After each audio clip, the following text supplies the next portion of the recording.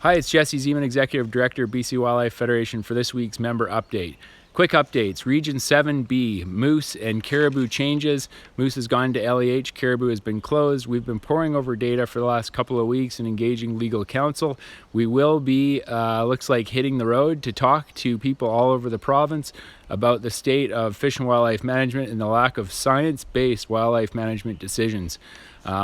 We have seen two big flags. The first one being that caribou's been closed without any science behind it, and then the second one that we see as a really big flag is two-day open seasons in the piece rather than making it one 4-day open season in the piece, which essentially tells us that the province doesn't want people who don't live in the piece going up to the piece to go hunting. Now, that approach is inconsistent with the way that we manage wildlife.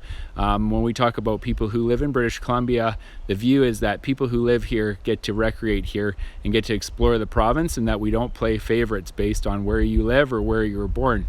Of course, when we have people who want to go to public institutions like University of BC, we don't favor people who live in the Lower Mainland, and when people want to go to UVic, we don't favor people who live in Victoria.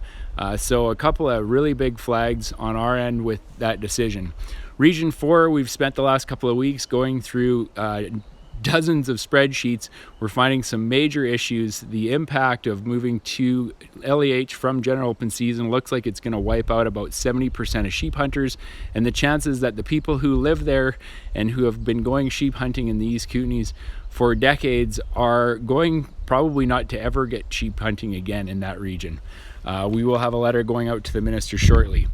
In the Okanagan and Thompson, there were a number of closures related to post-fire wildfire recovery, which the BCWF agreed to. What we are finding now is that those road closures have turned into a free-for-all, especially for commercial activities. There has been very little enforcement, very little signage, and we're also aware that it looks like the ministry actually issued permits for mushroom picking buyers to go in and scout some of these road closures, and now that's turned into a free-for-all. So we will be issuing a press release on that later this week. Southern Interior Mule Deer project you're going to see in the news. We're looking for volunteers to help move our trail cameras. We're also looking for volunteers to help go through our pictures and identify the wildlife in them. We've got around 3.2 million pictures. Anyone can do this anywhere as long as you have a computer, and we're looking for as many of our members to help out with this project as possible. Firearms, we have the shadow registry and the handgun ban. We have been in the news everywhere, all over the province and across the country. I believe that we've engaged over 7 million people here in the last week.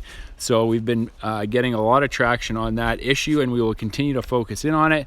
We're also scoping a job related to supporting, organizing our members and organizing the conservation and firearms community to help deal with these issues in the future. 50/50 we're raising funds for. That gets done June 24th, I believe. So make sure that you purchase your tickets.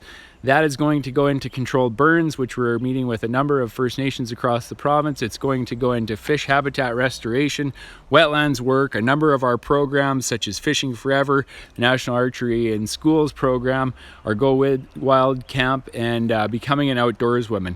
Those dollars are really going to help us get a bunch of these projects up and off the ground. And on the controlled burn front, we're really looking forward to organizing and supporting a bunch of big burns. Last message for this week is get your LEHs in.